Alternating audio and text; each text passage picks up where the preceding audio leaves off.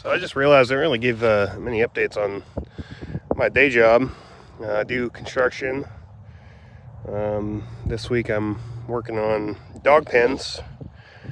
I put all these T-posts in. Put most of them in yesterday. But these are how tall they actually are. So that's how far I'm driving these guys in there. It's fun stuff, it really is.